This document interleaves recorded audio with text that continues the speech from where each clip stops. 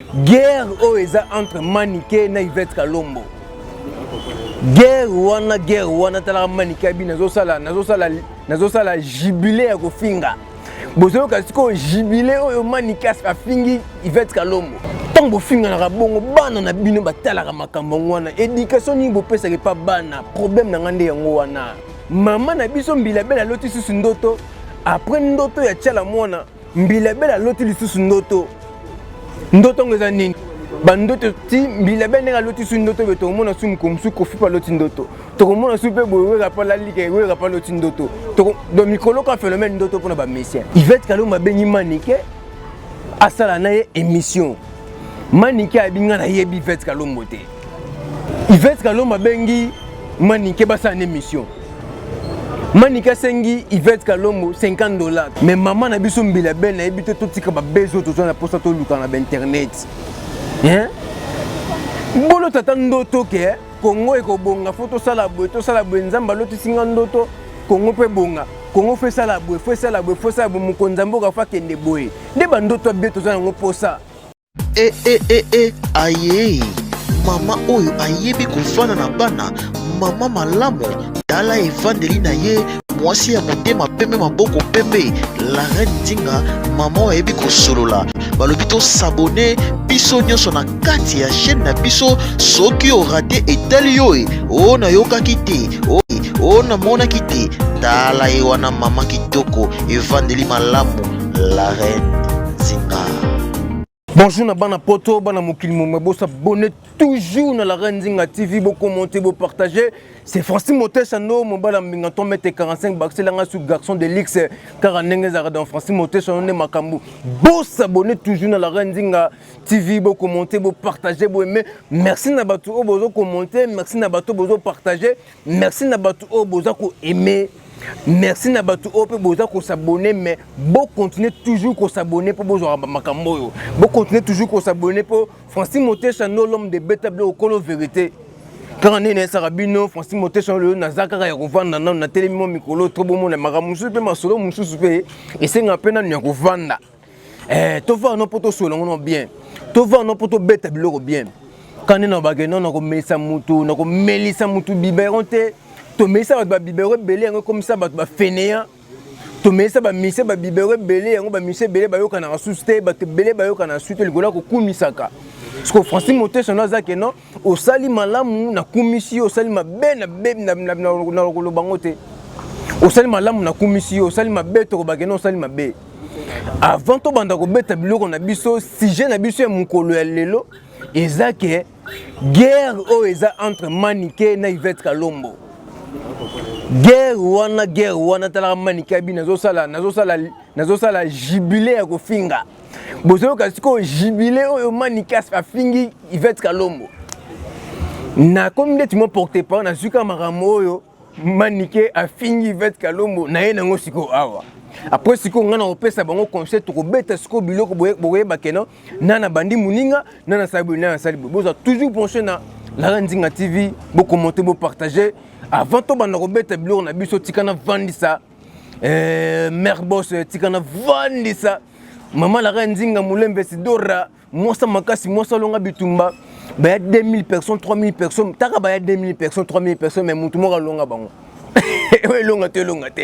longa e bakisele lisusu nani la japonaise bakisele lisusu la japonaise maman mo mutema boboto. Avant to banda ko beta biloko na biso par rapport à sujet ya Maniké na Yvette Kalombo to ko sola sikoyo mama na biso mbila bela loti susu ndoto après ndoto ya tchala mwana mbila bela loti lisusu ndoto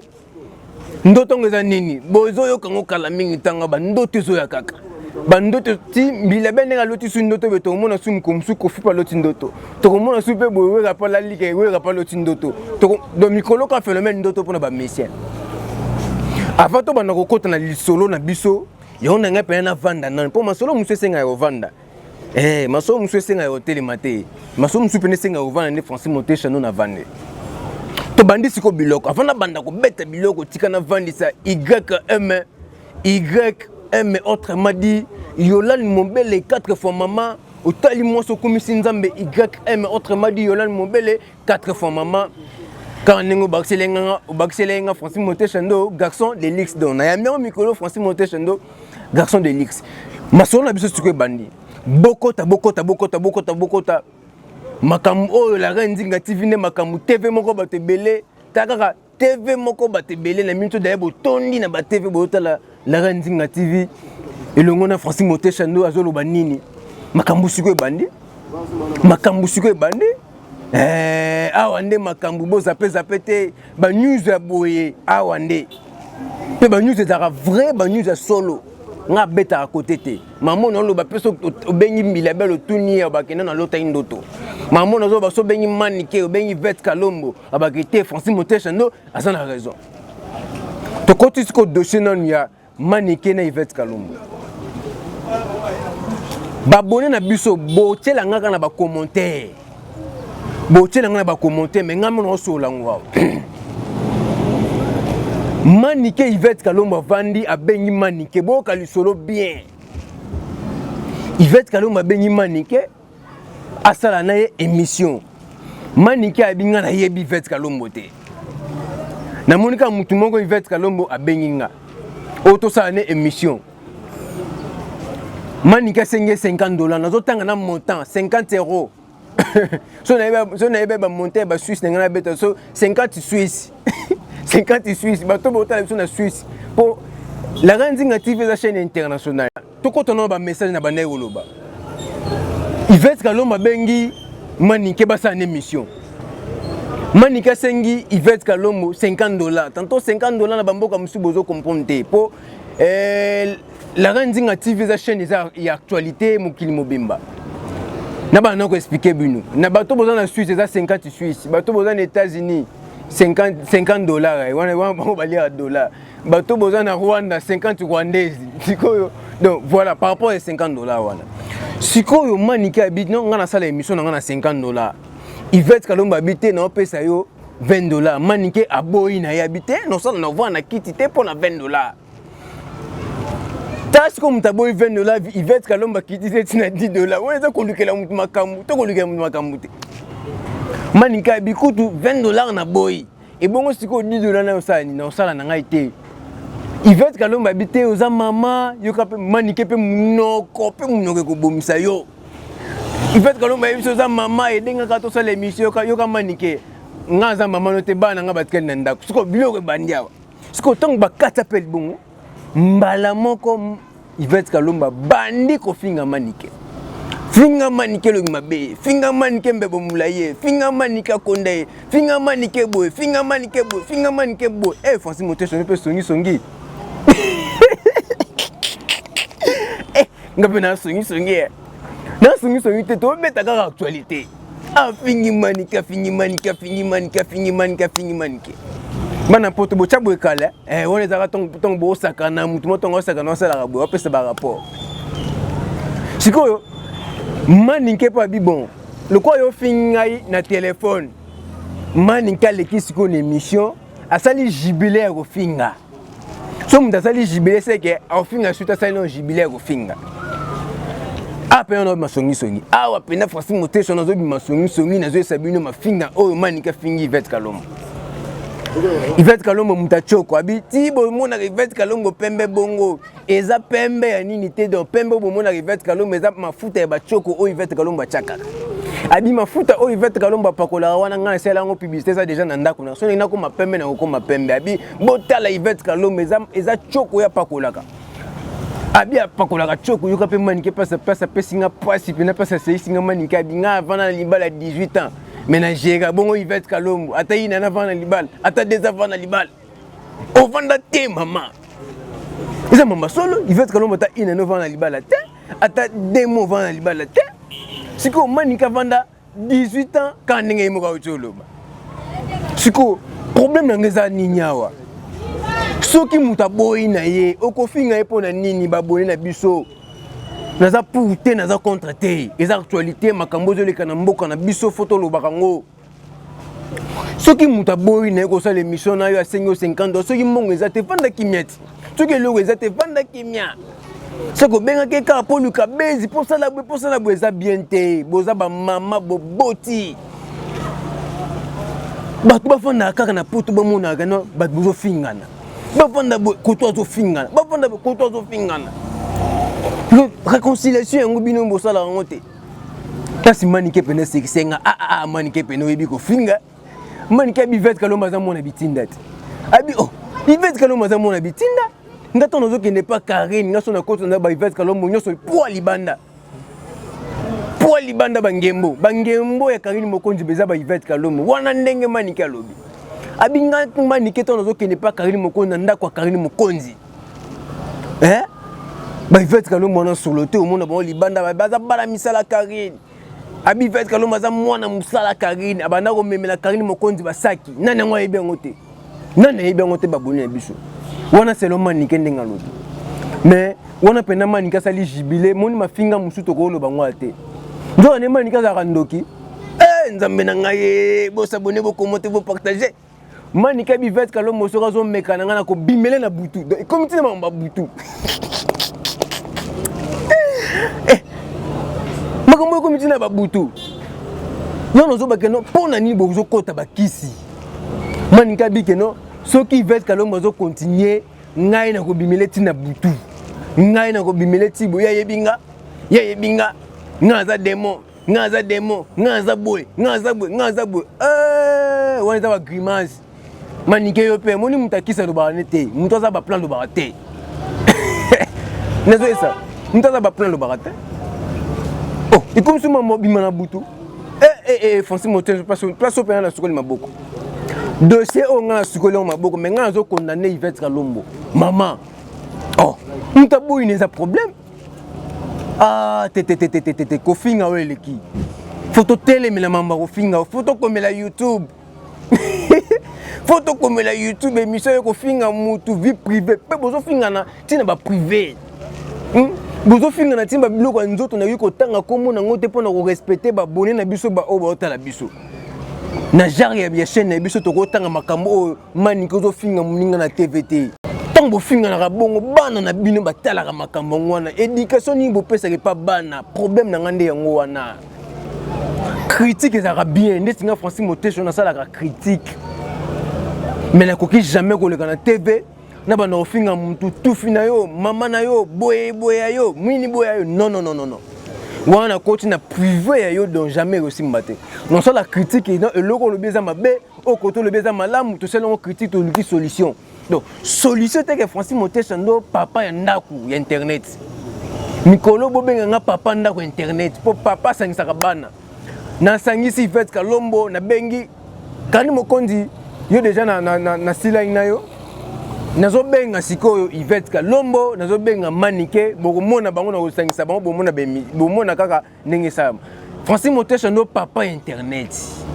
mama boluka so bopesa nga mama nani mais papa internet déjà ngai na yepo na kosangisa soki muta boyi ko sala émission na yo vanda na yo beta kara inyo bateka no so muta bonde tinga Francis Motesho ndo boy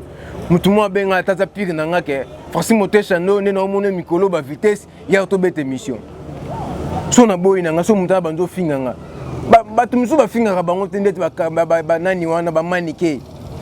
baza na kofinga mo ya kobota ma deja omoni mutu so banji kofinga ya kimokolo ezaka ndenge musu ya kofinga pe na ba limite siko batu musu baza kofinga kobota ma makila ndeti ba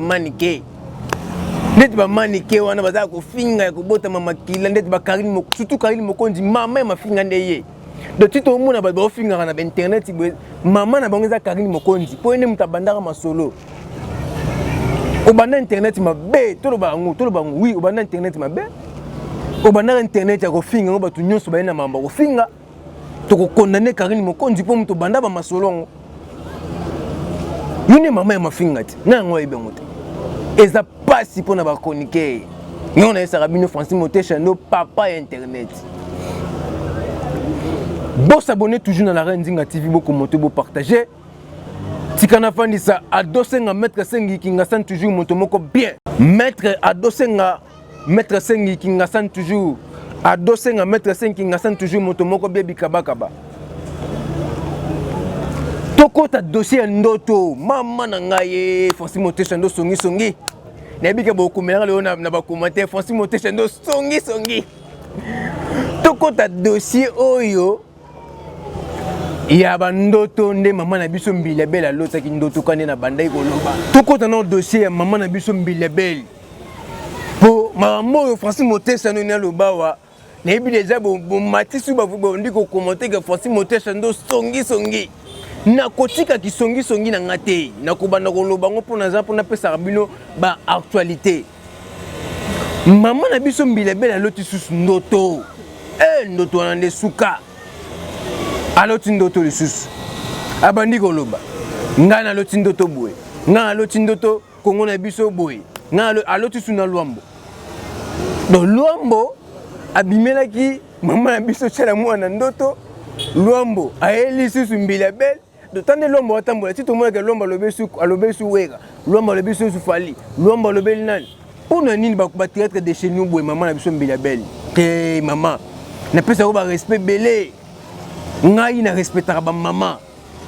mais mama na biso Mbilabel na ebité to tika ba bezo to na posta to luka na internet hein bolo tata ndoto ke Congo eko bonga photo sala boye nzamba loti singa ndoto Congo pe bonga Congo fe sala boye mukonza mboka fa kende boye nde ba ndoto beto za ngo posa tala mo ndenga ba ke na loti ndoto Luambo makadi aibisie lobaboy asela ngo penzemo échanger nini échanger le hôtel c'est que zeno ka ba lukuta ba mensonge kolukaka ba base parce que maman na biso pe Mbilabel ovani no pété OK susu ko beta susu ke no Luambo loti singa ndoto na loti ndoto ya Luambo le bible moteke za ba théâtre de chez nous botika ko distraire peuple congolais botika ko distraire biso oh maman beta musique ni bobeta musique na bino ke ba tourner na yo oyembe Jeff Ndadi de teta oyembe boyemba ba ne boyembaka botika ba théâtre de chez nous ya koloba ke non magamba bandoto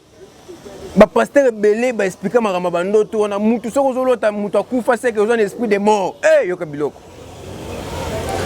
maman na biso Mbilabel nengo loti lisusu papa na biso Luambo makia du pain son âme c'est que ozana esprit de mort na nzoto na yo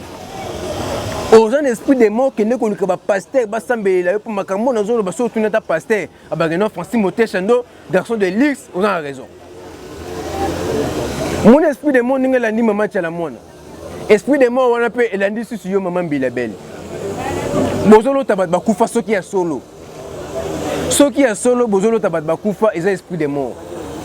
bolo tandoto kana bane ko na bande poko ngwe bonga nzambe na ngai bolo tandoto poko ngwe bonga bolo tandoto po kongo kende liboso bolo tandoto po na nini ba kombata bazo sala boy bolo tandoto kendo nzamba révéler ngai po ba kombata batika musique beta na poto seka photo sa bandoto kitoko nde yango wana ti ese ndoto bino bo vanda bolo tele bandoto kendo Luambo le bible Luambo kufa bana mbula nini